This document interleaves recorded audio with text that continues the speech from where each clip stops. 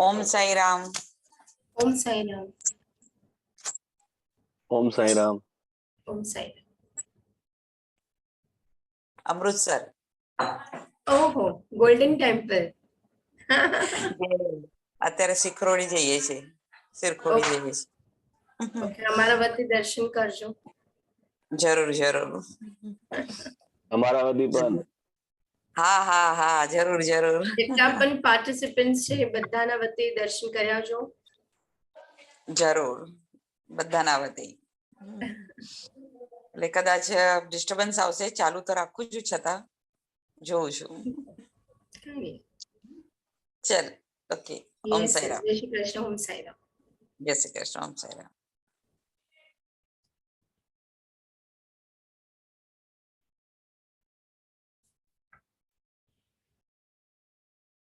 ओम साई राम।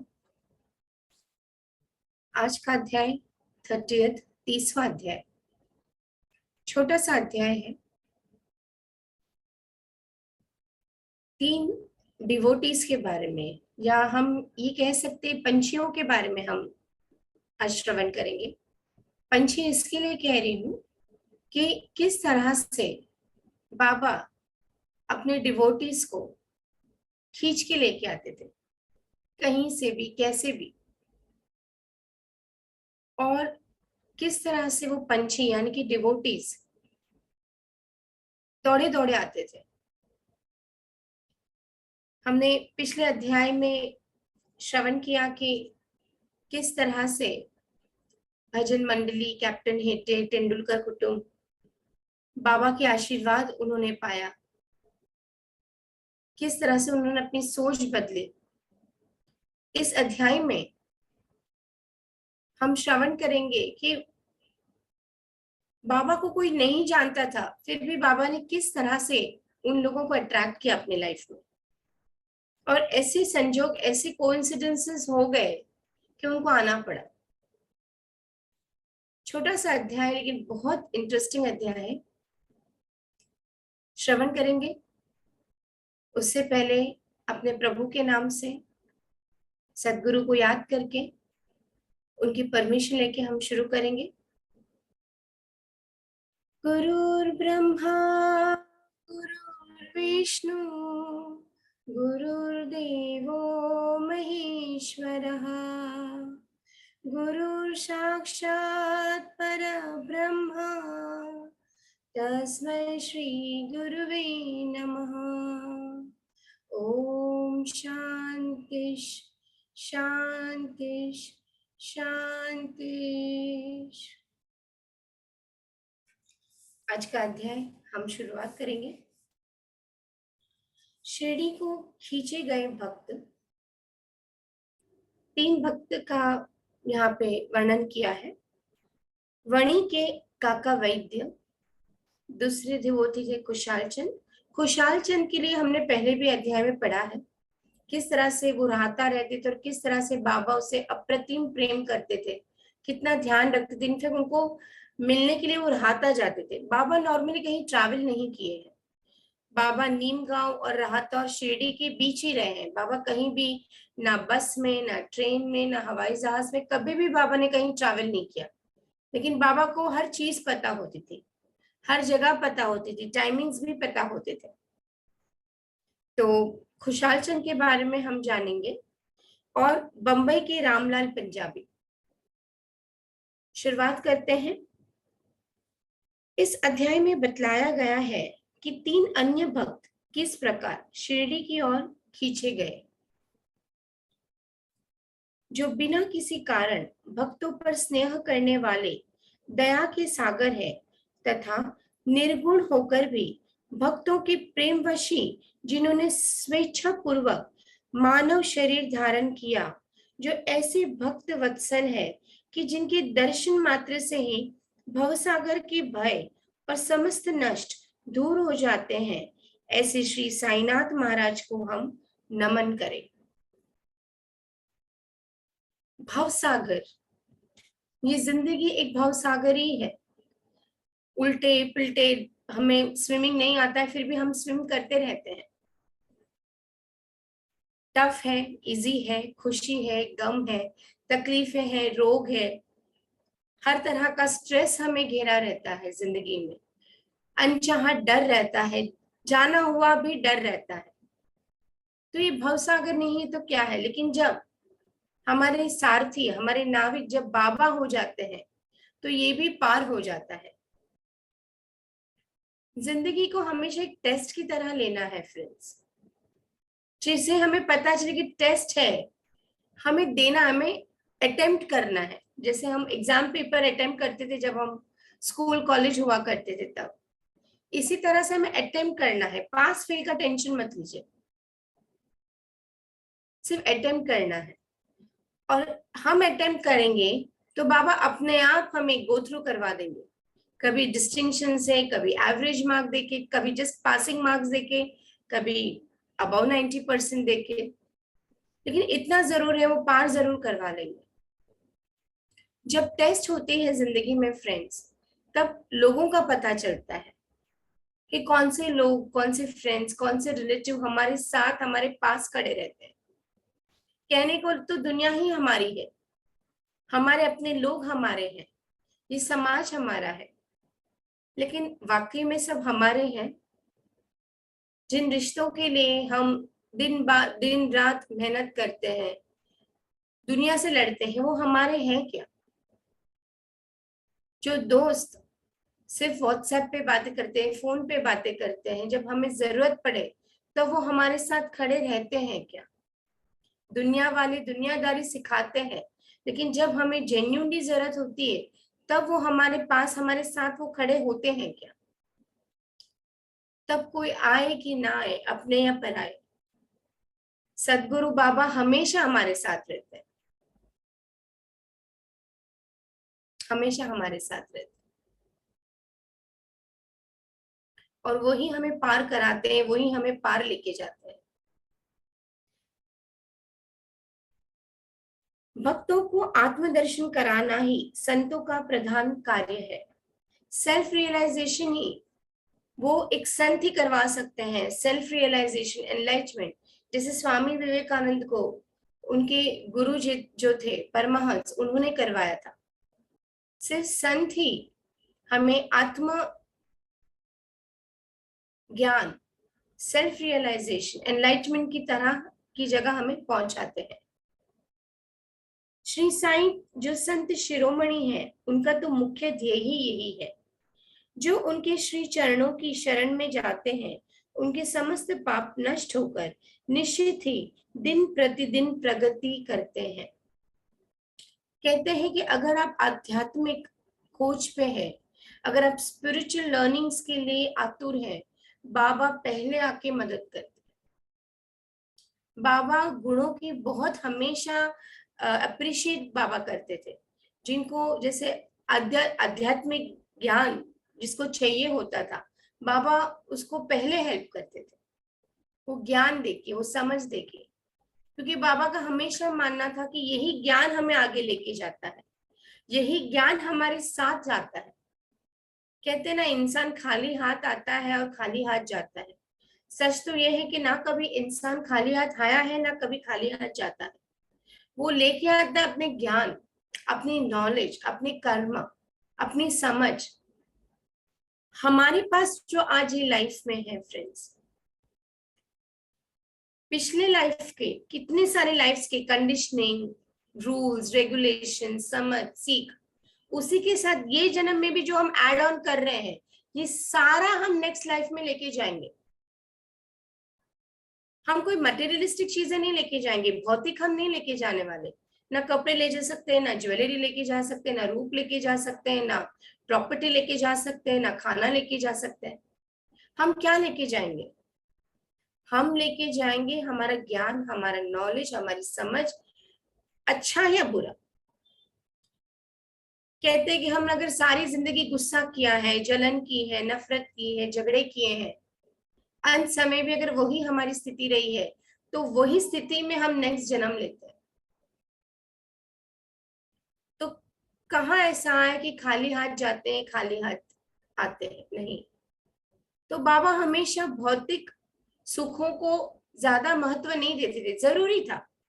आज खाना पीना, अच्छा एजुकेशन, अच्छा करियर जरूरी है, पर बाबा उसको हमेशा एक निम्न स्तर पे देखते थे। उच्च स्तर में क्या देखते थे? आध्यात्मिक ज्ञान, आध्यात्मिक नॉलेज, क्योंकि वो ज्ञान हमें इन सारे ज्ञानों को फेस करने का शक्ति देता है। अगर हमारे पास वो नॉलेज है, वो आत्मज्ञान है, वो स्पिरिचुअल नॉलेज, वो आध्यात्मिक ज्ञान है, तो हम कोई भी तरह से कोई भी तकलीफों का हम सामना कर सकते हैं फ्रेंड्स। जैसे पहले भी मैंने कहा था, IQ intelligent quotient, EQ emotional quotient और SQ स्पिरिचुअल कोशेंट, ये तीनों ही जरूरी है। IQ के बारे में हम सब जानते हैं, EQ पे भी, इमोशनल कोशेंट पे भी हम ज्यादा ध्यान नहीं दे पाते। इनफैक्ट आज की दुनिया में तो ऐसे कहते हैं कि इमोशनल फूल है, बहुत ज्यादा इमोशनल, ज्यादा सेंसिटिव है। कोई भी चीज अति भी अच्छी नहीं होती, बट वो इमोशंस भी जरूरी है जिंदगी में। वो इमोशंस से हम nurturing, love, unconditional love, care, sharing, ये सब हम सीखते हैं। उसी के साथ स्पिरिचुअल क्वेश्चन, आध्यात्मिक गुण भी बहुत जरूरी है, क्योंकि आज का जो समय है, आज का जो कलयुग का समय है, उसमें यही ज्ञान हमें आके लेके जाता है फ्रेंड्स। क्योंकि हम इतने स्ट्रेस में, इतने इतने नेगेटिविटी में घिरे हैं ना। नो डाउट टेक्नोलॉजी ने बहुत आगे, बहुत प्रोस्पेरिटी की है, बहुत आगे आया है टेक्नोलॉजी, कि हम दुनिया के कोई भी कोने में बैठ के कहीं भी किसी के बारे में भी जान सकते हैं। लेकिन स्पिरिचुअल नॉलेज हमें अपने बारे में जानने की मदद करता है फ्रेंड्स। और जब एक बार हम अपने आप को जान लेते हैं ना, दूसरों को समझना, दूसरों को जानना भी इजी हो जाता है, या शायद जरूरत भी नहीं पड़ती। साईं बाबा हमेशा आत्मज्ञान के लिए हमेशा तत्पर रहते थे, लोगों को आत्मज्ञान देने के लिए, स्पिरिचुअल नॉलेज के लिए, आध्यात्मिक नॉलेज के लिए, ताकि हम ये भवसागर जो कहते हैं ना, ये जो दुनियादारी, जो दुनिया के स्ट्रेस, टेंशन, तकलीफें, रोग और कोई भी तरह की वरीज, उसमें से हम बाहर निकल आए, उसमें से हम बाहर समझ पाए। और एवरी जन्म में रिश्ते बदलेंगे। आज जो हमारे साथ है, आज जो हमारे पास है, नेक्स्ट जन्म में शायद वो नहीं होंगे, और होंगे भी तो किस रूप में होंगे हमें पता भी नहीं चलेगा। लेकिन सदगुरु, सदगुरु साईं बाबा एवरी जन्म में हमारे साथ रहेंगे, एक पिता के रूप में, एक माँ के रूप में, एक दोस्त के रूप में, एक गाइड के रूप में। साई सच्चरित्र में भी लिखा, और मैं एवरी टाइम यही कहती हूँ कि एक बार बाबा ने आपका हाथ थाम लिया, या आपने बाबा का हाथ थाम लिया, जन्मों जन्मों तक ना वो छोड़ेंगे ना आप छोड़ेंगे। बाबा हमेशा अपने आध्यात्मिक गुरु, पिता, माता सब है। ये जन्म के माता पिता तो है ही, उनको प्यार करना है, उनको रिस्पेक्ट देना है, लेकिन ये जन्म तक ही है। जो अपने सदगुरु है, साईनाथ भगवान है, वो हर जन्म में हमारे साथ एक पिता रूप, एक माता रूप, एक सदगुरु रूप हमेशा हमारा पालन पोषण करेंगे। तो जितना हम आध्यात्मिक वे में हम सीखते हैं, समझते हैं, उसमें उन्नति करते हैं, हम बाबा के और करीब आते हैं। समझ बहुत जरूरी है आज की दुनिया में। अभी अगर आपने अगर ध्यान से अगर देखा है, पिछले 12-15 साल में ये बहुत सारा आध्यात्मिक ज्ञान आने लगा है। काफी सारे इंस्टीट्यूट्स हमारे लाइफ में आए हैं, जैसे आर्ट ऑफ लिविंग हो गया, ईशा फाउंडेशन सदगुरुस का हो गया, ब्रह्मा कुमारीज का हो गया, छोटे मोटे काफी और है। ये मैंने 15-20 साल पहले इतने सुने ही नहीं थे। ये क्यों इतना सब आ गया है पिछले 12-15 सालों में? हमें क्यों ये सब कहा? चलो टेक्नोलॉजी की वजह से हम ज्यादा और नजदीक आ गए। यूट्यूब पे हम शिवानी दीदी को सुन सकते हैं, सदगुरु की नॉलेज ले सकते हैं, श्री श्री रविशंकर के बारे में जान सकते हैं। इसी के साथ बहुत सारा योगा इंस्टीट्यूट, योगा की तरफ हम जा रही है, तो सालों से था। सत्य युग में भी जरूरत थी और कली युग में भी जरूरत है। और जितना हम इन चीजों का अध्ययन करेंगे, जितना हम ये प्रैक्टिस करेंगे, हमारी लाइफ और ज्यादा स्मूथ और अच्छी होती जाएगी फ्रेंड्स। बाबा ये भी कहते हैं कि स्पिरिचुअल पाथ जो है, आध्यात्मिक पाथ जो है, वो इजी नहीं है, जिंदगी से अलग है। एक फाइट होती रहती है हमेशा, प्रैक्टिकल और स्पिरिचुअल, प्रैक्टिकल आध्यात्मिक। बट जब हम सदगुरु का हाथ पकड़ लेते, इसका मतलब ये नहीं होता कि हमें जिंदगी नहीं जीनी है, पैसे नहीं कमाना है, डिजायर्स नहीं रखनी है, शादी नहीं करनी है। नहीं, वो तो सब पार्ट ही है, वो जरूरी है। हम संसारिक लोग हैं, संसार में तो रहना ही है। बट साथ ही साथ संसार में रह के जब हम एक आध्यात्मिक दृष्टि से देखें, आध्यात्मिक ज्ञान ले, वो ग्रोथ में हम जब जाते हैं ना, तो ये सारी चीजें ना काफी इजी हो जाती है। प्रॉब्लम्स तो आएंगी, एग्जाम तो होंगे, टेस्ट तो होंगे, फेल भी होंगे, पास भी होंगे, बट जब हमें पता है कि हमारे आगे पीछे सर पे हाथ रखने वाला हमारे सदगुरु है, तो हर चीज काफी इजी हो जाती है। तो बाबा यही कहते हैं, जो उनके श्री चरणों में शरण में जाते हैं, उनके समस्त पाप नष्ट होकर निश्चित ही दिन प्रतिदिन प्रगति करते हैं। उनके श्री चरणों का स्मरण कर पवित्र स्थानों से भक्तगण शिरडी आते हैं और उनके समीप बैठकर श्लोक पढ़कर गायत्री मंत्र का जाप क्रिया करते हैं। परंतु जो निर्बल तथा सर्व प्रकार से दीनहीन है और जो यह भी नहीं जानते कि भक्ति किसे कहते हैं, उनका तो केवल इतना ही विश्वास है कि अन्य सब लोग उन्हें असहाय छोड़कर अपेक्षा भले ही कर दे, परंतु अनाथों के नाथ और प्रभु श्री साईं मेरा कभी परित्याग नहीं करेंगे। और सच है, साईं कभी भी त्याग नहीं करते। एक बार आपके जीवन में साईं का नाम आ जाता है, जन्मों जन्मों तक रहता है। आप उसमें कितना वृद्धि करते हैं वो आपकी बात है, आप कितनी भक्ति करते हैं वो आपकी बात है। भक्ति नहीं आती है, जिसे हमने पहले भी अध्याय में पढ़ा है, 9 विधा भक्ति, 9 प्रकार की भक्ति। उसमें से एक भी भक्ति हमने फॉलो की ना, कुछ नहीं तो सिर्फ नाम स्मरण, खाते वक्त, पीते वक्त, खाना बनाते वक्त, जॉब, सिर्फ अगर हमारे मन में, हमारे दिमाग में ओम साई राम, सिर्फ ये जाप भी अगर चले ना, वो भी इनफ है फ्रेंड्स। ये भी भक्ति का रूप है। आपको कोई हवन नहीं करना है, कोई कीर्तन नहीं करना है, लोगों के साथ सत्संग नहीं करना है, करे तो अच्छा है, नहीं हो पाए नो प्रॉब्लम, किसी की जरूरत ही नहीं है। किसी से बात करते करते भी अगर दिमाग में ओम साई राम, साई नाम की जाप चल रहे, इनफ है। बाबा की भक्ति बहुत आसान है, बाबा को अपनाना, लाइफ में लाना बहुत आसान है, लेकिन कितना आप टिका पाते हो, कितना आपकी श्रद्धा है, कितने आपके पास फेथ है। जैसे जैसे आपकी भक्ति बढ़ती है, सारी चीजें भी भक्ति के साथ बढ़ती रहती है फ्रेंड्स।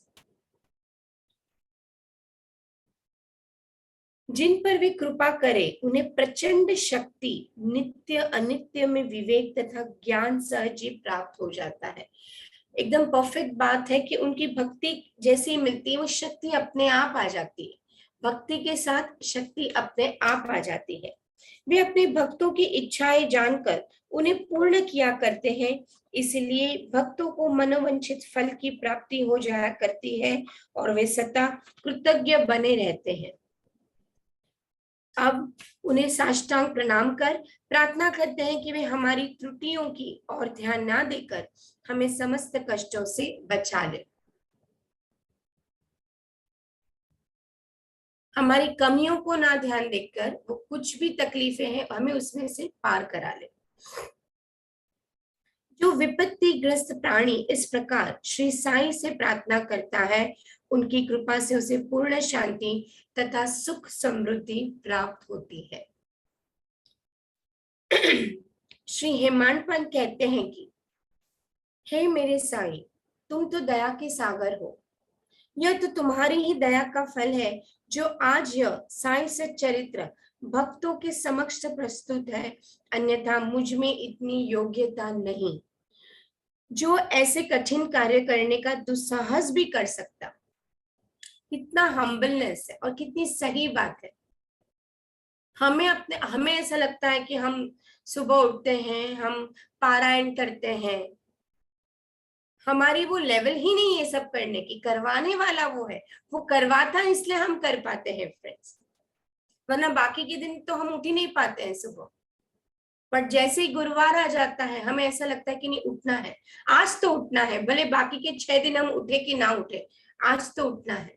ये उसकी शक्ति है, ये उसकी भक्ति है, सिर्फ इच्छा की देन है वो। और मैंने जैसे कहा ना कि बाबा आध्यात्मिक, अगर आप में वो जिज्ञासा है, आप में वो बर्निंग डिजायर है कि मुझे उठना है या मुझे कुछ अच्छा करना है या मुझे भक्ति भाव करना है, वो पक्का करवाते हैं फ्रेंड्स। डिफिकल्टी आएगी बट वो पक्का करवाएंगे। जब पूर्ण उत्तरदायित्व साईं ने अपने ऊपर ले लिया तो हेमांत पंत को तिल मात्र भी भार प्रतीत ना हुआ और ना ही उन्हें चिंता ही हुई। जब साई सच्चरित्र की इच्छा हुई हेमांत पंत को लिखने की, उनकी इच्छा काफी थी।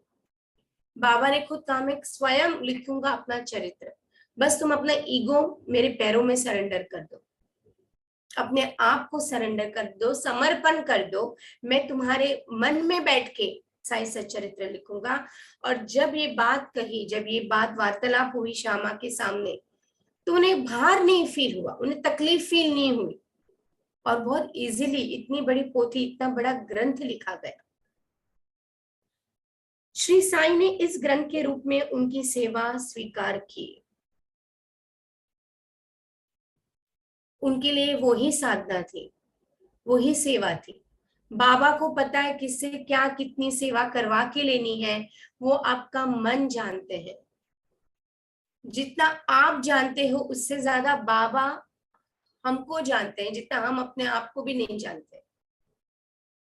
सिर्फ समर्पण की देर है, वो भी डिफिकल्ट हो जाता है हमारे लिए, इजी नहीं है। जब तकलीफें आती है जिंदगी में तब हम बोलते हैं यार सब अच्छा है, इसमें भी कुछ अच्छा है, तो काफी बार ऐसा लगता है क्या बोल रहा है ये, क्या अच्छा है इसमें, अगर मुझे कोई भयंकर बीमारी, इसमें क्या अच्छा है, मुझे फाइनेंशियल लॉस है, इसमें क्या अच्छा है, मेरे घर में तकलीफें हैं तो इसमें क्या अच्छा है।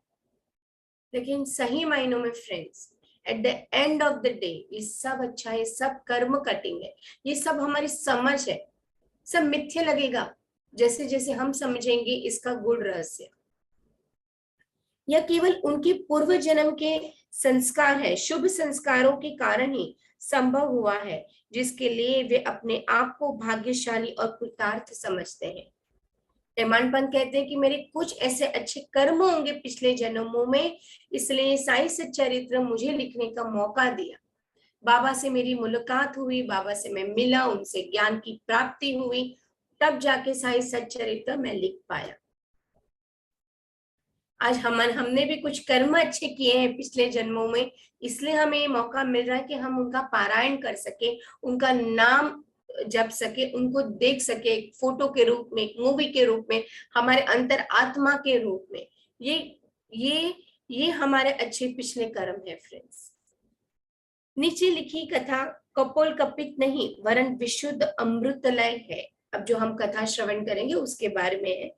इसे तो हृदय गम करेंगे, उससे श्री साईं की महानता और सर्वव्यापता विदित हो जाएगी, परंतु जो वाद विवाद और आलोचना करना चाहते हैं उन्हें इन कथाओं की ओर ध्यान देने की आवश्यकता भी नहीं है। जो लॉजिकल माइंड होता है, जो लॉजिकल थिंकिंग होते हैं, इन सब चीजों में नहीं जल्दी मानते फ्रेंड्स, कि ऐसे कैसे हो सकता है, किस तरह से हो सकता है। बट चमत्कार होते हैं, मिराकल्स होते हैं, बहुत सारी चीजें ऐसी हैं जो हमारी समझ के बाहर होती है फ्रेंड्स, हर किसी के। लेकिन हम जितना लॉजिक्स यूज करते हैं ना, उतना ही हम मैजिक चमत्कारों से दूर जाते हैं। और बाबा बाबा का सिर्फ चमत्कार ही नहीं, इसके लिए वो बाबा है, इसके लिए चमत्कार नहीं है, चमत्कार करते हैं इसके लिए वो बाबा नहीं है। उनकी टीचिंग्स पे हमें ध्यान देना है। चमत्कार तो होंगे, बट जितना हम उनकी टीचिंग्स की गहराइयों में जाएंगे ना फ्रेंड्स, उतना ही हम बाबा के और करीब आते जाएंगे।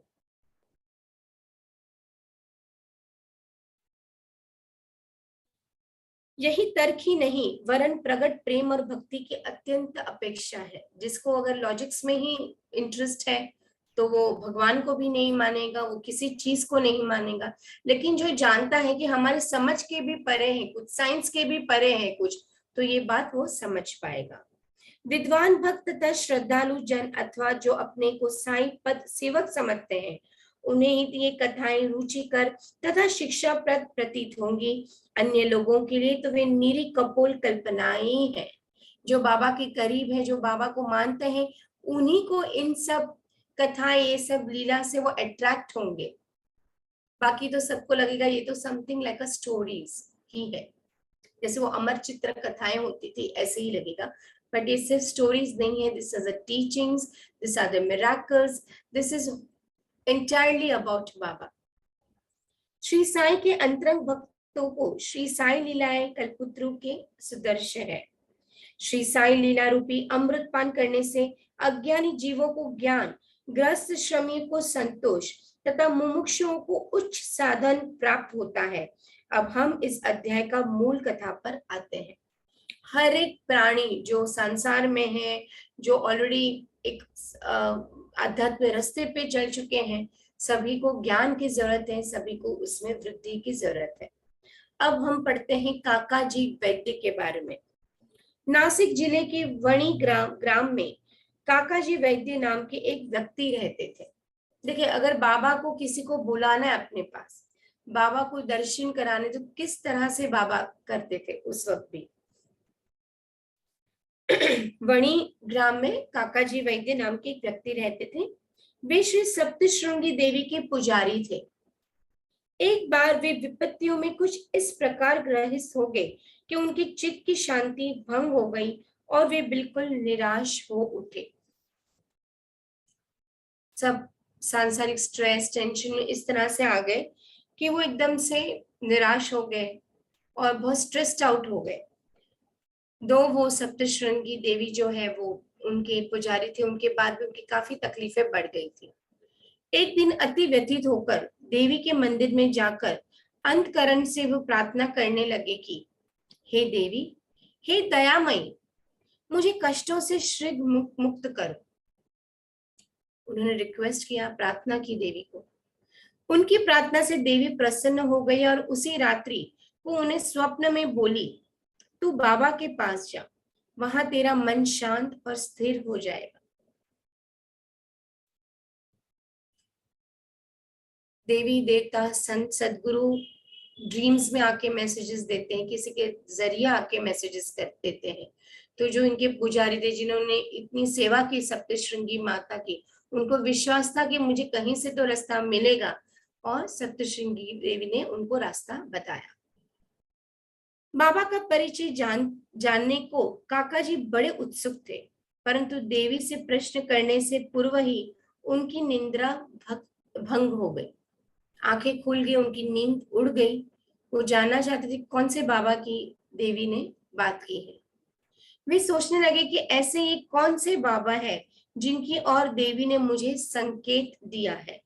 कुछ देर सोचने के पश्चात ही वे इस निष्कर्ष पर पहुंचे कि संभव है कि त्रयंबकेश्वर बाबा यानी कि शिव ही हो। इसलिए वे पवित्र तीर्थ त्रयंबक यानी कि नासिक में जो है त्र्यंबकेश्वर, नासिक गए और वहां 10 दिन व्यतीत किए। वे प्रातः काल उठकर स्नान आदि से निवृत्त हो रुद्र मंत्र का जाप कर साथ ही साथ अभिषेक व अन्य धार्मिक कृतियां भी करने लगे, परंतु उनका मन पूर्वत ही अशांत बना रहा। तब फिर अपने घर लौटकर वे अति करुण स्वर में देवी से प्रार्थना करने लगे। फिर से उन्होंने देवी से प्रार्थना की। उसी रात्रि में देवी ने उन्हें पुनः स्वप्न में दर्शन देकर कहा कि तू व्यर्थित त्र्यंबकेश्वर क्यों गया? बाबा से तो मेरा अभिप्राय था शिरडी के श्री साई समर्थ। त्र्यंबकेश्वर क्यों गया? शिरडी साई समर्थ की मैं बात कर रही थी। अब काकाजी के समक्ष मुख्य प्रश्न यह उपस्थित हो गया कि कैसे और कब शिरडी जाकर बाबा के श्री दर्शन का लाभ उठाए। अब वो आतुर हो गए थे कि देवी ने सपने में आके कहा, शिरडी समर्थ के बारे में कहा, साई समर्थ के बारे में कहा, मैं शिरडी जाऊं कैसे, किस तरह से जाऊं, वो सब उनके दिमाग में चल रहा था। बहुत ही खूबसूरत ये लाइन है। यथार्थ में यदि कोई व्यक्ति किसी संत के दर्शन को आतुर हो तो केवल संत ही नहीं, भगवान भी उसकी इच्छा पूर्ण करा देते हैं। काफी बार हम सुनते हैं कि हमें शिरडी जाना होता है, लोग कहते हैं कि शिरडी जाना, बाबा बुलाते नहीं हमें शिरडी, हम नहीं जा पाते, हम 5 साल से सोच रहे हैं, हम 3 साल से सोच रहे हैं, हम सालों से सोच रहे हैं। सही समय पे वो बुलाएंगे फ्रेंड्स। और बाबा तो हर जगह है, नो डाउट, शिरडी तो उनका स्थान है, तो वहां जाके एक अलग ही एनर्जी हमें मिलती है। मैं तो जब भी शिरडी जाती हूँ तो मुझे ऐसे लगता है कि मैं अपने माता पिता के घर आई हूँ, जो ओरिजिनल माता पिता है। तो ऐसा लगता है कि मैं अपने पियर में आ गई हूँ, तो अलग ही मूड होता है। लेकिन अगर आप शिरडी नहीं जा पा रहे तो चिंता मत कीजिए, सिर्फ दिल से बाबा को प्रार्थना करें, सही समय पे वो बुला ही देंगे, उनको पता है कब किसको। लेकिन आपकी भक्ति, आपकी प्रार्थना में उतनी ताकत होनी चाहिए कि वो मजबूर हो जाए आपको शिरडी बुलाने की। वस्तु यदि पूछा जाए तो संत और अनंत एक ही है और इसमें कोई भिन्नता नहीं है। संत और अनंत, भगवान और संत एक ही है, कोई डिफरेंस नहीं है। यदि कोई कहे कि मैं स्वतः ही अमुक संत के दर्शन को जाऊंगा तो इसे नीरे दम के अतिरिक्त और क्या कहा जा सकता है। संत की इच्छा के विरुद्ध उनके समीप जाकर कौन दर्शन ले सकता है। हमें लगता है कि हम शिरडी जाके हैं, हम शिरडी जाएंगे, वो बुलाता है, उसकी इच्छा है, इसके लिए हम जा पाते हैं, अदरवाइज पॉसिबल ही नहीं है। लेकिन उनकी इच्छा के साथ, गुरु की इच्छा के साथ अपनी इच्छा भी जुड़ी है। हम, हमारी इतना इच्छा इतनी तीव्र हो कि वो मजबूर हो जाए हमें बुलाने के लिए फ्रेंड्स। उनकी सत्ता के बिना वृक्ष का एक पत्ता भी नहीं हिल सकता। जितनी तीव्र उत्कंठा संत दर्शन की होगी, तदन अनुसार ही उनकी भक्ति और विश्वास में वृद्धि होती जाएगी और उतनी ही शीघ्रता से उनकी मनोकामना ही पूर्ण होगी। भक्ति जितनी बढ़ेगी इतना हम नजदीक और सहायक हो पाएंगे अपने जीवन में। जो निमंत्रण देता है वो आदर अतिथि का प्रबंध भी करता है। वंडरफुल। जो निमंत्रण देता है, जो इनविटेशन देता है, वो ये देखता भी है कि किस तरह से आदर सत्कार किया जाए। काका जी के संबंध में सचमुच यही हुआ। अब किस तरह से बाबा काका जी को बुलवाते हैं वो सुनते हैं, बहुत इंटरेस्टिंग है। अभी इसमें और एक पात्र हम जोड़ते हैं, श्यामा का। काका वैद्य के साथ श्यामा की भी इसमें कथा जुड़ जाती है और किस तरह से काका वैद्य और श्यामा की मुलाकात बाबा करवाते हैं। श्यामा की मान्यता, जब काका जी शिरडी यात्रा करने का विचार कर ही रहे थे उसी समय उनके यहाँ एक अतिथि आया जो कि श्यामा के अतिरिक्त और कोई नहीं था। श्यामा एक अतिथि के रूप में काका जी वैद्य के पास आए और वो क्यों आया वो हम श्रवण करेंगे। श्यामा बाबा के अंतरंग भक्तों में से था। वे ठीक उसी समय वणी में क्यों और कैसे आ पहुंचा, अब इस पर हम दृष्टि डालें। बाल्यावस्था में वे एक बार बहुत बीमार पड़ गया। अब हम थोड़ा पास्ट में जाते हैं कि श्यामा जब छोटा था तो बहुत बीमार पड़ गया था। उनकी माता ने अपनी कुल देवी सप्तशृंगी से प्रार्थना की कि यदि मेरा पुत्र निरोग हो जाए तो मैं उसे तुम्हारे चरणों पे लाकर डालूंगी। काफी बार हम नवस लेते हैं, मानताएं रखते हैं कि ये काम हो जाए तो ये करूंगा, ये काम हो जाएगा तो वो करूंगी। काफी बार हम वो बोल के भूल जाते हैं फ्रेंड्स।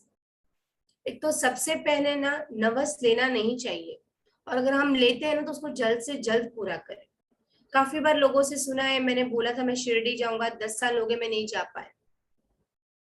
अगर हम कुछ बोलते हैं और हमारा काम होता है, कोई भी भगवान हो या कुछ भी, अगर आपने संकल्प किए हैं फ्रेंड्स, जितना जल्दी उतना उसको कंप्लीट कीजिएगा। ये सारा भार आता है, माने कि ना माने, सारा भार आता है फ्रेंड्स। मैंने काफी लोगों को देखा है, कुछ भी होता है मन्नत मांग लेते हैं, कुछ भी होता है नवस मांग लेते हैं, ये करूंगा वो करूंगा, और आधे से ज्यादा तो उनको याद भी नहीं रहता है कौन सी मंदिर में उन्होंने किस भगवान से, किस संत से या क्या संकल्प लिया है। ये मजाक नहीं है फ्रेंड्स। हम ब्राइब देते हैं, आप ये करेंगे तो हम ये करेंगे, ऐसा नहीं होता है। अगर आप कुछ संकल्प करते हैं प्यार विवश या जो भी है, प्लीज उसको कंप्लीट कीजिए जितना जल्दी हो, अदरवाइज प्लीज मत लीजिए। सिर्फ श्रद्धा रखिए, भक्ति रखिए, इतना सोचिएगा वो जब करेंगे तब करेंगे। बहुत ऐसी बातें मत बोलिएगा मैं वैष्णव देवी आऊंगी या मैं 4 धाम का यात्रा करूंगा या मानसरोवर आऊंगा। कुछ चीजें बहुत डिफिकल्ट हो जाती है उम्र के साथ, समय के साथ।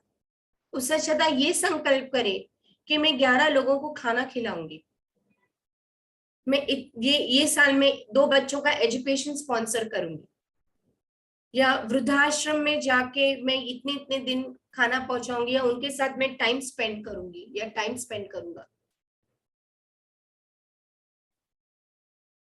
प्रभु सदगुरु भगवान उससे ज्यादा खुश होंगे फ्रेंड्स। अन्नदान, लोगों की सेवा करना। वृद्धाश्रम में मैंने देखा उनके साथ बात करने वाला कोई नहीं होता है। छोटे बच्चों का, किसी गरीब बच्चों का आप एजुकेशन स्पॉन्सर कर दीजिए, उससे भगवान ज्यादा खुश होंगे। भगवान के पास, भगवान तो यही है, नो डाउट वहां की एनर्जी अलग होती है। हो सके तो जाओ, लेकिन वो जब हम मन्नत मांग लेते हैं, जब पूरी नहीं होती है ना, फिर हम शंका ओ में हम गिर जाते और वो संकल्प हम भूल जाते। तो हो सके तो प्लीज मत मानिए, और अगर हम मानते हैं तो उसको कंप्लीट कीजिए। और वैसे मांगने से, कुछ चीजें खुद छोड़ने से बेटर है कि लोगों को दो।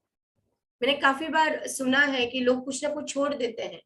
ये काम हो गया तो मैं चाय छोड़ दूंगी, मैं आइसक्रीम छोड़ दूंगी, मैं चावल छोड़ दूंगी। अपनी अपनी मान्यता है। भगवान कभी नहीं चाहेंगे कि आप अपनी फेवरेट चीजों का त्याग करो, लेकिन भगवान क्या कहते हैं, बाबा को ये ज्यादा पसंद आएगा अगर आप अपनी फेवरेट चीजें लोगों के साथ शेयर करो। अगर आप चावल छोड़ देते हैं, उससे अच्छा लोगों को चावल दो, चावल की खीर बना के दो, खिचड़ी बना के दो, लोगों को डिस्ट्रीब्यूट करो। आइसक्रीम छोड़ देते, खुद भी खाओ, बच्चों को खिलाओ आइसक्रीम। कितने खुश हो जाएंगे बच्चे जब आप रास्ते पे देखें उनको दो कैंडी, कितने खुश हो जाते हैं। खुद भी खाने का, उनको भी खिलाने का। एनीवे, अपना अपना परसेप्शन होता है। इट्स नॉट अबाउट राइट और रॉन्ग, इट्स अबाउट जो भी है, जैसा भी है, एक अच्छे पॉजिटिव सोच से करे, वो स्ट्रेस लेके ना करे। खुद को मार के, खुद को, शरीर को कष्ट दे के कुछ भी नहीं करे। शरीर में भगवान है, क्यों खुद को कष्ट देना। भगवान कभी नहीं कहते कि आप मेरे लिए ये छोड़ दो या कभी भी ग्रहण मत करो। कुछ समय के लिए छोड़ते, वो अलग बात हो जाती है, 15 दिन, 20 दिन, 1 साल, ठीक है। लेकिन बाबा कभी ये नहीं कहते। बाबा कहते खुद खाओ और लोगों को खिलाओ। खुद भले ही कम खाओ लेकिन अन्नदान करो। क्या फायदा अगर आप छोड़ देते हैं, बाबा खुश होंगे। हमारे माता पिता खुश होते हैं जब हम कोई चीज छोड़ देते हैं। हम भी माता पिता, अगर हमारे बच्चे को पर्टिकुलर चीज अच्छी लगती है और वो छोड़ दे, हमें खुश होगा, हमें हमें हमें दुख होता है ना, यार क्यों छोड़ रहा है, कम खा, लेकिन खा तो सही। शरीर को कष्ट पहुंचा के कभी हमारे माता पिता खुश हुए हैं? उससे चाहे खुद खाओ और लोगों को खिलाओ, गरीबों को खिलाओ, बहुत मजा आएगा फ्रेंड्स, उसमें एक अलग आनंद मिलेगा। आते हैं कथा पे। उनकी माता ने अपनी कुल देवी सप्तशृंगी से प्रार्थना की कि यदि मेरा पुत्र निरोग हो जाए तो मैं उसे तुम्हारी चरणों पर लाकर डालूंगी। कुछ वर्षों के पश्चात ही उनकी माता के स्तन में दाद हो गई, ब्रेस्ट में उनको कुछ गांठें हो गई थी उनके माता को। तब उन्होंने पुनः देवी से प्रार्थना की कि यदि मैं रोग मुक्त हो जाऊं तो मैं तुम्हें चांदी के 2 स्तन चढ़ाऊंगी। अब देखो, बैक टू बैक उन्होंने मानता तो मान ली कि भाई मैं अपने बच्चे को आपके दर्शन कराने आऊंगी, मुझे मेरे अगर ब्रेस्ट में जो गांठ है या दाद है वो अगर उससे छुटकारा मिलेगा तो मैं चांदी के 2 ब्रेस्ट चढ़ाऊंगी। ऐसे उन्होंने सप्तशृंगी माता को संकल्प दे दिया। पर ये दोनों वचन अधूरे ही रहे। हमें मिल जाता है, फिर हम भूल जाते हैं कि हमने क्या बोला था, क्या मांगा था, क्या कहा था, क्या संकल्प किया था। परंतु जब वे मृत्युशैया पर पड़ी तो उन्होंने अपने पुत्र श्यामा के समीप बुलाकर उन दोनों वचनों की स्मृति दिलाई तथा उन्हें पूर्ण करने का आश्वासन पाकर प्राण त्याग दिए। अंत समय पे उनको याद आया तो उन्होंने श्यामा को बुलाया और कहा कि ये दो मेरी मानता है तो पूरी कर लेना, और उन्होंने अपने प्राण त्याग दिए। कुछ दिनों के पश्चात वे अपनी यह प्रतिज्ञा भूल गए और इसे भूले पूरे 30 वर्ष व्यतीत हो गए। श्यामा उस वक्त में भी छोटा था या जो भी था, 30 वर्ष हो गए। श्यामा को भी याद नहीं कि भाई माँ ने अंतिम समय में ये दो चीजें मुझे करने के लिए कही थी, एक तो दर्शन करना और चांदी के ब्रेस्ट चढ़ाना माँ को, वो भी भूल गया। तभी एक प्रसिद्ध ज्योतिषी शिरडी आए और वहां लगभग 1 मास ठहरे। श्रीमान बूटी साहब और अन्य लोगों की बतलाई उनकी सभी भविष्यवाणी प्राय सही निकली, जिनसे सबको पूर्ण संतोष था। एक ज्योतिष आए और उन्होंने काफी सबके लिए कुछ ना कुछ कहा जो सही निकला, तो उन्होंने श्यामा को भी कहा कि तुम भी अपना कुंडली या हाथ जो भी है वो दिखा दो। श्यामा के लघु भ्राता बाप जी ने भी उनसे कुछ प्रश्न पूछे। अभी इसमें उनके जो कजिन थे या जो भी भाई थे उनका, उन्होंने भी कुछ बताया होगा वो ज्योतिष को। तब ज्योतिष ने उन्हें बताया कि तुम्हारे ज्येष्ठ भ्राता ने अपनी माता की मृत्युशय पर जो वचन दिए थे उनको अब तक पूर्ण न किए जाने के कारण देवी असंतुष्ट होकर उन्हें कष्ट पहुंचा रही है। जो बाप जी श्यामा के जो छोटे भाई थे, वो ज्योतिष ने कहा कि आपने कुछ वचन जो संकल्प लिए थे वो नहीं पूर्ण किए, इसलिए देवी कष्ट दे रही है, देवी को भी दुख हो रहा है। ज्योतिषी की बात सुनकर श्यामा को उन अपूर्ण वचनों की स्मृति हो आई। शाम को अचानक से याद आ गया कि हाँ अभी ऐसा कुछ तो मम्मी ने कहा था अंत समय पे, तो उसको सब याद आ गया। देखो बाबा की लीला, भगवान की लीला कैसी होती है। कुछ अगर मैसेज पहुंचाना होता है, कुछ काम तो कैसे भी पहुंचा तो देते ही हैं। अब और विलंब करना खतरनाक समझकर उन्होंने सुनार को बुलाकर श्रीक चांदी के 2 स्तन तैयार कराए और उन्हें मस्जिद में ले जाकर बाबा के समक्ष रख दिया तथा प्रणाम कर उन्हें स्वीकार कर वचन मुक्त करने की प्रार्थना की। क्या हो गया? श्यामा ने सोचा कि श्यामा ने साईं बाबा के पास जाके वो स्तन रख दिए, बोले कि आप ही मेरे सब हो, मुझे इस वचन से, इस बंधन से मुक्त कर लो। मैंने अपनी माँ का दिया हुआ वचन पूर्ण किया है, क्योंकि श्यामा बाबा को बहुत मानता था, तो उनके लिए सब वही था। श्यामा ने कहा कि मेरे लिए तो सप्तशृंगी देवी आप ही हो, परंतु बाबा ने साग्रह कहा कि तुम इन्हें स्वयं ले जाकर देवी के चरणों में अर्पित करो। बाबा हमेशा कहते हैं मुझसे पहले माँ, मुझसे पहले माँ। जो माँ को याद करता है वो मुझे याद करता है। मैं भी उस माँ के वोम से आया हूं, तो माँ को कैसे भूला जाए। बाबा की आज्ञा व उदी लेकर उन्होंने वणी को प्रस्थान कर दिया। पुजारी का घर पूछते पूछते वो काका जी के पास जहां पहुंचे। देखो किस तरह से बाबा सब तार जोड़ रहे। वही काका के पास वो जाके पहुंच गया, घर ढूंढते ढूंढते काका वैद्य के पास वो जाके पहुंच गया। काका जी इस समय बाबा के दर्शनों के बड़े उत्सुक तो थे ही, और ठीक ऐसे ही मौके पर श्यामा भी वहां पहुंच गया। वह संयोग भी कैसा विचित्र था। काका जी ने आंगनुक्त से उनका परिचय प्राप्त कर पूछा कि आप कहाँ से पधार रहे हो। पुजारी को पूछते पूछते, मंदिर को पूछते पूछते वो काका जी के वैद्य के पास आए श्यामा। तो काका जी ने पूछा कि आप कहाँ से आए हो, क्या काम से आए हो। जब उन्होंने सुना कि वे शिरडी से आ रहे हैं तो एकदम प्रेमानंद होके श्यामा से लिपट गए, और फिर दोनों का ही श्री साई लीलाओं पर वार्तालाप आरंभ हो गया। वो बहुत खुश हो गए कि भाई जिसके यहाँ पे मुझे जाना था, किस तरह से जाना था वो तो पता नहीं, तो वहां से कोई आ गया, तो वो बहुत खुश हो गए काका वैद्य। अपने वचन संबंधी कृत्यों को पूर्ण कर वे काका जी के साथ शिरडी लौट आए। उनकी जो भी मानता थी सप्तशृंगी माता के यहाँ सर टिककर टक्कर और चांदी के स्तन देके वो और काका जी आ गए। काका मस्जिद पहुंचकर बाबा के श्री चरणों से लिपट पड़े। उनके नेत्रों से प्रेमाश्रु की धारा बहने लगी और उनका चित्त स्थिर हो गया।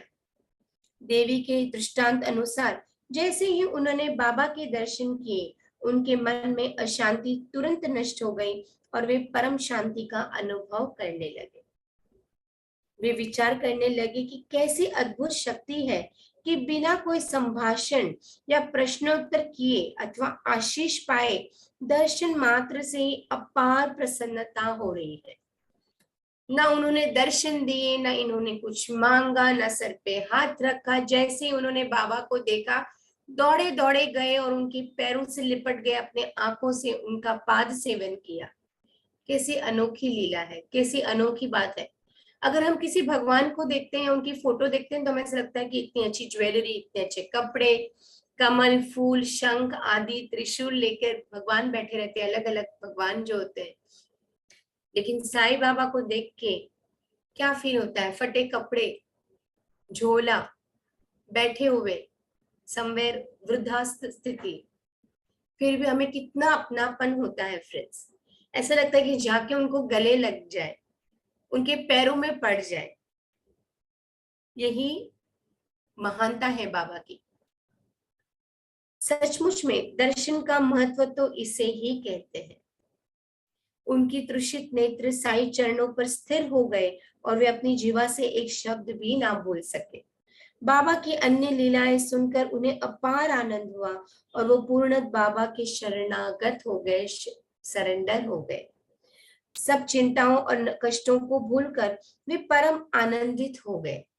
उन्होंने वहां सुखपूर्वक 12 दिन व्यतीत किए और फिर बाबा की आज्ञा, आशीर्वाद तथा उदी प्राप्त कर अपने घर लौट गए। कितना खूबसूरत सा संयोग बोलो या चमत्कार बोलो या आशीर्वाद बोलो था। अब हम आते हैं तीसरे डिवोटी के बारे में, खुशहाल चंद, जिसके बारे में हम पहले भी अध्याय में पढ़ चुके हैं। बाबा बहुत प्यार करते थे खुशहाल चंद को। कहते हैं कि बाबा ने जब महासमाधि ली, उसके एक ही महीने के अंदर खुशहाल चंद ने भी अपने प्राण त्याग दिए। ऐसे काफी सारे डिवोटीज थे फ्रेंड्स, जो बाबा के सामर्थ्य होने के बाद काफी डिवोटीज ने अपने प्राण त्याग दिए। ऐसे कहते हैं कि प्रात बेला में जो स्वप्न आता है वो बहुधा जागृत अवस्था में सत्य निकलता है। ठीक ऐसा ही होता होगा, परंतु बाबा के संबंध में समय ऐसी कोई प्रतिबंध नहीं है। बाबा अगर कभी भी, अगर आपको कोई सपने में, दिन में, दोपहर में अगर कुछ मैसेज मिलते हैं थ्रू ड्रीम्स या सपने में, तो आप उस बारे में गौर कीजिएगा फ्रेंड्स, क्योंकि बाबा के इसमें ऐसा नहीं है कि सुबह 4 बजे का ही सपना सच होता है या 6 बजे का ही सपना सच होता है। अगर कोई मैसेज या कुछ भी ज्ञान आपको मिल रहा है सुबह बाबा के द्वारा या बाबा के बारे में, उसको ध्यान से समझिएगा, सुनिएगा फ्रेंड्स। परंतु बाबा के संबंध में समय का ऐसा कोई प्रतिबंध नहीं था। ऐसे ही एक उदाहरण प्रस्तुत है। बाबा ने एक दिन तृतीय प्रहार काका साहब को तांगा लेकर राहता से खुशहाल चंद को लाने के लिए भेजा। उनको बहुत मन था खुशहाल चंद से मिलने के लिए, तो उन्होंने काका साहब को बोला कि तांगा लेके जाओ, टोंगा पे जाओ और खुशहाल चंद को लेके आओ, मुझे उससे मिलना है, मुझे उससे बात करनी है। क्योंकि खुशहाल चंद से उनकी कई दिनों से भेंट न हुई थी। राहता पहुंचकर काका साहब ने यह संदेश उन्हें सुना दिया। यह संदेश सुनकर उन्हें महान आश्चर्य हुआ और वो कहने लगे कि दोपहर के भोजन के उपरांत थोड़ी देर मुझे झपकी आ गई। अभी खुशहाल चंद क्या कहते हैं कि वो बहुत सरप्राइज्ड हो गए, बहुत खुश हो गए, कि वो कहने लगे काका जी से, कि काका साहब से, कि दोपहर के बाद, खाने के बाद मुझे थोड़ी झपकी आ गई। तभी बाबा स्वप्न में आए और मुझे शीघ्र शिरडी आने को कहा। बाबा ने उन्हें ऑलरेडी सपने में मैसेज दे दिया था, परंतु घोड़े का उचित प्रबंध ना हो सकने के कारण मैंने अपने पुत्र को यह सूचना देने के लिए आपके पास भेजा था। उन्होंने भी अपने पुत्र को पास भेजा था बताने के लिए। जब वो गांव की सीमा तक ही पहुंचा था, तभी आप सामने से तांगा में आते दिखे। वे दोनों तांगे में बैठकर शिरडी पहुंचे तथा बाबा से भेंट करके उन्हें बड़ी प्रसन्नता हुई। बाबा की यह लीला देख खुशाल चंद गदगदा उठे। तीसरे डिवोटी की बात करते हैं बंबई के रामलाल पंजाबी। बंबई के एक पंजाबी ब्राह्मण श्री रामलाल को बाबा ने स्वप्न में एक महंत के वेश में दर्शन देकर शिरडी आने को कहा। महंत के वेश में दर्शन देकर उन्हें नाम ग्राम कुछ भी पता न चल रहा था। अभी दर्शन तो दे, लेकिन उन्हें समझ में नहीं आ रहा था ये साधु संत कौन है, समझ में नहीं आ रहा था। उनके श्री दर्शन करने की तीव्र उत्कंठा तो थी, परंतु पता ठिकाना ज्ञात न होने के कारण बड़े असमंजस में पड़ गए। उन्हें समझ में नहीं आ रहा था कि कौन स्वप्न में आकर दर्शन तो दे गए, लेकिन मैं कहाँ जाऊं, किसको मिलूं, किसके बारे में, इसके बारे में पूछूं, कुछ समझ में नहीं आ रहा। जो आमंत्रण देता है वही आने का प्रबंध भी करता है, और अंत में हुआ भी वैसा। उसी दिन संध्या समय जब वे सड़क पर टहल रहे थे, उन्होंने एक दुकान पर बाबा का चित्र टंगा देखा। स्वप्न में उन्हें जिस आकृति वाले महंत के दर्शन हुए थे, वे इस चित्र से ही सदृश्य थे। वैसा ही चित्र जो उन्होंने स्वप्न में देखा था, वही चित्र उन्होंने दुकान में देखा। पूछताछ करने पर उन्हें ज्ञात हुआ कि यह चित्र शिरडी के श्री साई समर्थ का है, और तब उन्होंने शीघ्र शिरडी प्रस्थान कर दिया और जीवन पर्यंत शिरडी में ही निवास किया। कैसी भक्ति, और कितने लकी थे कि सिर्फ एक स्वप्न में देखकर वो शिरडी पहुंच गए और अंत तक वो शिरडी में ही रहे। इस प्रकार बाबा ने अपने भक्तों को अपने दर्शन के लिए शिरडी में बुलाया और उनकी लौकिक तथा परलौकिक समस्त इच्छाएं पूर्ण की। इसी के साथ ये अध्याय यहीं समाप्त करूंगी, लेकिन समाप्त करने से पहले एक छोटी सी कथा आपके साथ शेयर करूंगी। एक आदमी होता है जो एक मंदिर में काम करता होता है, साफ सफाई की वो काम करता रहता है, मतलब मंदिर को साफ करना, जो भी कचरा पड़ा होता था मंदिर में, वो साफ सफाई का काम करता होता है। बहुत दुखी होता है, बहुत तकलीफ में होता है, और रोज वो भगवान को प्रार्थना करता है कि भगवान यार, मैं आप ही के मंदिर में काम कर रहा हूँ, जॉब कर रहा हूँ, लेकिन मुझे इतनी सैलरी नहीं, मेरी तकलीफ कितनी है, मेरे पास पैसे नहीं, मतलब रोज कंप्लेन करता था वो भगवान को। और एक बार तो इतना वो थक गया था कि वो भगवान के सामने जिद करके बैठा कि भगवान, आप मुझे इसमें से निकालो, कुछ तो करो, आप एक काम करो, आप तो खड़े ही रहते हो पूरे दिन, आपको क्या काम होता है, आपको क्या तकलीफ, आपको क्या पता चलता है कि हम नॉर्मल इंसानों की तकलीफ क्या है, हम गरीब लोगों की तकलीफ क्या होती है। आप तो मस्त बैठे हो, लोग आपको भोग चढ़ाते हैं, आप खाते पीते हो, लोग आपको हार देते हैं, सब अच्छा अच्छा बोलते हैं आपको, और आपको क्या पता हमारी तकलीफ क्या है, और बहुत कुछ भला बुरा वो भगवान को बोलता है।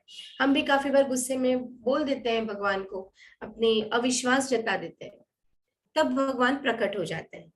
भगवान प्रकट होके बोलते हैं कि क्यों तुम इतना सब बोल रहे हो, तुम्हारी जिंदगी तो इजी है, तुम्हें ऐसा लगता है मैं खड़ा हूँ और सबका देखता हूँ, सबका सुनता हूँ, लेकिन मेरा काम इजी नहीं होता है, बहुत पेशेंस से मुझे सबका काम करना पड़ता है, सबकी बातें सुननी पड़ती है, मुझे गालियां भी लोग देते हैं, मुझे लोग धुतकारते भी है, लोग प्यार भी करते हैं, लोग हार भी चढ़ाते हैं, तो मेरा काम जो है, मेरा जॉब जो इजी नहीं है, इनफैक्ट तुम्हारा जॉब इजी है, तुम अपने कर्मों के कारण दुखी हो, तुम अपना काम किया करो, उसमें से भी तुम निकल आओगे। तो उसको तो गुस्सा होता ही है, उसको तो समझ में ही नहीं आता, वो बोलते नहीं नहीं, आपको ऐसा लगता है, एक काम करो भगवान, एक दिन के लिए आप मेरी जिंदगी जियो और एक दिन के लिए मैं आपकी जिंदगी जीता हूँ। वो भगवान के सामने ही बात रख देता है, और वो जिद पे अड़ जाता है कि नहीं भगवान, मैं आपकी इतने टाइम से मंदिर की सेवा कर रहा हूँ, साफ सफाई कर रहा हूँ, ये जिद तो आपको माननी पड़ेगी, तो आपको पता चलेगा मेरा दुख दर्द क्या है। तो भगवान सोचते हैं कि ठीक है, चलो कोई बात नहीं, उसे अगर समझना ही है, उसको सबक सिखाना है, तो ये तो करना ही पड़ेगा मुझे। तो भगवान बोलते हैं ठीक है, कोई बात नहीं, कल तुम मेरी जिंदगी जीना एक दिन के लिए, और मैं तुम्हारी जिंदगी जीऊंगा, लेकिन कुछ शर्तों का तुम्हें मान रखना पड़ेगा। वो बोलता है क्या? तो बोलते हैं कि सबसे पहले यही है कि कोई कुछ भी बोले, अच्छा या बुरा, तुम सुन लेना, तुम रिएक्ट मत करना। तो वो बोलते हैं हाँ ठीक है, उसमें क्या हुआ। बोलते याद रखना, तुम रिएक्ट मत करना, तुम कुछ बोलोगे नहीं, तुम मूर्ति जैसे, जैसे मैं खड़ा रहता हूँ वैसे ही तुम खड़े रहोगे। तो खुश हो जाता, बोलते ठीक है, कल से हम अपना अदला बदली कर लेते। दूसरा दिन होता है, जो आदमी होता है वो भगवान का रूप लेके स्टैचू बन के खड़ा रहता है, और जो भगवान होता है वो आदमी के रूप में ग्रहण करके अपना दिनचर्या करते हैं, साफ सफाई करते हैं जो वो आदमी कर रहा होता है। भगवान उसका कार्य करके शाम को निकल जाते हैं। बात होती है पूरे एक दिन की। जो भगवान बना जो आदमी होता है वो ऐसे ही खड़ा रहता है। लोग आते हैं, कुछ अच्छा बोलते हैं, कुछ बुरा बोलते हैं, उसको अच्छा तो नहीं लगता है, लेकिन जैसे उसको याद रहता है ना कि रिएक्ट नहीं करना है, वो रिएक्ट नहीं करता है। धीरे धीरे उसको एहसास होने लगता है कि यार सही बात है, जो बोल रहे थे ठीक है, बट फिर भी अभी तो आधे से ज्यादा दिन बाकी है। तभी एक बहुत धनवान व्यक्ति उसके सामने आता है, जो आदमी बने भगवान है उसके सामने, और बोलते कि मैंने नई फैक्ट्री डाली है, नया धंधा शुरू किया है, भगवान आप अपना आशीर्वाद दे दो मुझको कि ये धंधा, ये फैक्ट्री भी बहुत अच्छी चले और मैं बहुत पैसा कमाऊं। ऐसे करके वो झुक जाता है भगवान रूपी आदमी के सामने, और जैसे ही वो झुकता है उसका बटवा गिर जाता है। भगवान बने आदमी देखता है, लेकिन वो कुछ बोल नहीं पाता क्योंकि उसने शर्त दिया होता है भगवान को कि मैं कुछ नहीं बोलूंगा। और जैसे वो झुक जाता है दर्शन करने के लिए, वो बटवा तो गिर जाता है, वो धनवान को नहीं पता चलता है, दर्शन करके वो चला जाता है। एक एक बार भगवान रूपी आदमी सोचता भी है कि उसको बुलाऊं, कि अरे तुम्हारा बटवा गिर गया, लेकिन उसको शर्त याद रहती है, भगवान ने ना बोला, बात वहीं खत्म हो जाती। तभी एक दूसरा गरीब इंसान आता है, वो भगवान के सामने प्रे करता है कि भगवान मैं बहुत तकलीफ में, मैं बहुत गरीब हूँ, मेरे घर में खाने को पैसा नहीं है, खाने को अनाज नहीं है, पैसा नहीं है, मेरी माँ बीमार है, उसके इलाज के लिए भी मेरे पास पैसा नहीं है। हे प्रभु कुछ ऐसा चमत्कार करो कि मैं यहाँ से निराश ना जाऊं, आज मैं बहुत तकलीफ में हूँ प्रभु। वो अपनी तकलीफ बताता है, और जैसे ही वो झुकता है प्रणाम करने के लिए, वो देखता है पैसों से भरा हुआ बटवा, और वो एकदम खुश हो जाता है, वो तुरंत वो बटवा ले लेता है, और बटवा लेके वो बहुत खुश हो जाता है, और बहुत थैंक यू बोलता है भगवान को, थैंक यू इतने बड़े चमत्कार के लिए, इतने पैसों में तो मैं बहुत दिनों तक खा भी सकता हूँ और मैं अपनी माँ का भी इलाज करवा सकता हूँ, क्योंकि मेरे पास तो एक ही रुपया है, तो आपने मुझे इतने सारे रुपए दे दिए, थैंक यू करके नमस्कार करके वो जा रहा होता है। तभी वो भगवान रूपी आदमी सोचते कि मैं इसको रोकूं कि गलत है, तू चोरी कर रहा है, ये तेरा पैसा नहीं है, वो तो धनवान सेठ का पैसा है, तू क्यों ले रहा है। लेकिन उसको वापस शर्त याद आ जाती है, वो अपने आप को कंट्रोल करता है, कुछ नहीं बोलता है, वो गरीब इंसान चला जाता है वो बटवा लेके। कुछ देर के बाद एक नाविक आता है, सेलर, वो भगवान के दर्शन के लिए आता है, बोलता है कि मैं अभी 15 दिन के लिए समुद्र पे जा रहा हूँ, आप अपने दर्शन दीजिए। वो बात ही कर रहा होता है भगवान से, अपनी मनोकामना बात कर रहा होता है। तभी हो जाता है ऐसा कि वो धनवान सेठ पुलिस को लेके आता है वहां पे, और देखता है कि ये नाविक ही और कोई नहीं, तो तुरंत धनवान सेठ पुलिस को बोलते हैं इसने ही मेरा बटवा चुराया होगा, आप पूछो। तो नाविक कुछ समझ नहीं पाता कि क्या हो रहा है ये सब। तो पुलिस बोलता है कि तूने बटवा चोरी किया है। तो बोलता है नहीं मुझे तो पता भी नहीं है, मैं तो अभी अभी आया हूँ। तो पुलिस उसकी एक नहीं सुनती, धनवान बोलता है नहीं इसी ने चुराया होगा, मैं अभी जाकर आया हूँ, इतने में कौन आ सकता है, बटवा कहीं मिल नहीं रहा है, तो इसी ने चुराया होगा। तो कोई सुनता नहीं है, वो नाविक को पुलिस पकड़ के लेके जा रही होती। अब वो जो भगवान रूपी इंसान होता है उससे वो सहन नहीं होता, उसे लगता है ये सब अन्याय हो रहा है, मैं अन्याय देख रहा हूँ कब से। तुरंत वो दर्शन देता है, पुलिस और धनवान व्यक्ति को बोलता है इसने कुछ नहीं किया, वो तो इससे पहले गरीब लड़का आया था उसने चोरी की, इसकी कोई गलती नहीं है। अब भगवान की बात को तो कौन ना माने, भगवान की बात तो माननी पड़ती। तो पुलिस वो नाविक को छोड़ देता है, धनवान व्यक्ति और पुलिस वो गरीब के यहाँ ढूंढते ढूंढते उसके यहाँ पहुंच जाते हैं और उसको पकड़ ले जाते हैं। भगवान रूपी जो इंसान होता है वो बहुत खुश हो जाता है, दिन खत्म हो जाता है, वो भगवान को मिलता है, बोलता है अरे आज देखो मैंने कितना अच्छा काम किया, आप भी खुश हो जाएंगे। तो भगवान बोलते क्या किया तूने, वो पूरी कहानी बताता है कि ऐसे ऐसे मैंने एक निर्दोष इंसान को जेल जाने से बचाया और जिसने चोरी की थी उसको पकड़वाया। भगवान बोलते तूने क्या किया, मैंने तुझे बताया था ना कि तुझे रिएक्ट नहीं करना है, तुझे कुछ बोलना नहीं, मूर्ति बन के खड़े रहो, तुमने ऐसा क्यों किया। तो वो सेव आदमी बोलता है कि क्यों, आपको तो खुश होना चाहिए कि मैंने इतना अच्छा काम किया और आप मुझे ही डांट रहे हो। बोलते क्या अच्छा तुमने काम किया। फिर भगवान उसे कहते हैं वो धनवान व्यक्ति, उसने जो धन एकत्रित किया है, कितनी गलत चीजों करके उसने धन एकत्रित किया है, अगर उसका धन किसी गरीब को काम आता तो गरीब की भी मदद हो जाती और वो धनवान के कुछ गलत कर्म भी कट जाते। और दूसरा, वो गरीब जेन्युइन गरीब था, आज तुमने उसको पुलिस में पकड़वा दिया, और उसकी माँ का क्या होगा, उसके घर पे खाने को पैसा नहीं, तुमने वो सोचा? और जहां तक वो नाविक की बात है, वो नाविक समुद्र पे जाने वाला था, वहां पे आने वाले 15 दिन में समुद्र में बहुत बड़ा तूफान आने वाला है। अगर तुमने उसको बताया नहीं होता सच, तो वो आज जेल में होता, एटलीस्ट कम से कम उसकी जान तो बच जाती। तुमने सब गड़बड़ कर दिया। आज अब नाविक मर जाएगा क्योंकि वो जा रहा है, एज अ सेलर नाविक था, तो वो समुद्र में जाएगा, वो मर जाएगा। जो गरीब था, भूख के कारण तकलीफ ज्यादा और बढ़ेगी, उसकी माँ की और हेल्थ खराब होगी। और वो जो धनवान था, उसके कर्म भी नहीं कटे। तुमने सब गड़बड़ कर दिया। ये कहानी हमें क्या बताती है फ्रेंड्स? हमें ऐसा लगता है, हम अपनी आंखों से देखते हैं, हमें ऐसा लगता है ये भगवान सही कर रहा है, ये भगवान गलत कर रहा है, ये भगवान को ऐसा नहीं करना चाहिए, भगवान कहाँ है? लेकिन वो भगवान, वो प्रभु को ही पता है किसके लिए वो क्या बेटर है।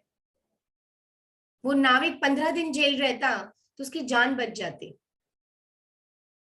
वो धनवान के कुछ पैसों से, चुराए हुए पैसों से, वो इंसान की माँ बच सकती थी, वो खाना उनको मिल सकता था, और धनवान की कर्म कट सकते थे।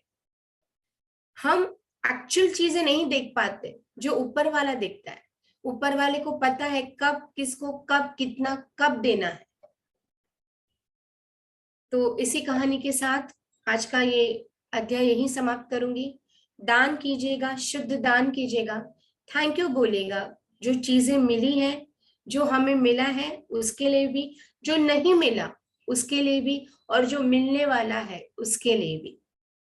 शिवरात्रि आ रही है, हो सके तो शिवरात्रि के दिन जागेगा, मेडिटेशन करेगा। बहुत ही पावरफुल वाइब्रेशंस होते हैं शिवरात्रि के में, तो बहुत ही पावरफुल है एनर्जीज। अभी की जो एनर्जीज है आने वाले दिनों में भी बहुत ज्यादा पावरफुल रहेगी फ्रेंड्स। हो सके शिवरात्रि करेगा, रात को जागेगा, मेडिटेट करेगा, नाम जाप करेगा। आप शंकर को माने या ना माने, आप साईं बाबा को मानते हैं, साईं शंकर सब एक ही है। तो बस अच्छा दान कीजिएगा, दिल से दान कीजिएगा। आज का दिन, आने वाला पूरा हफ्ता आपका बहुत ही अच्छा हो, बहुत ही मंगलमय हो, आपकी हेल्थ अच्छी रहे। ओम साई राम।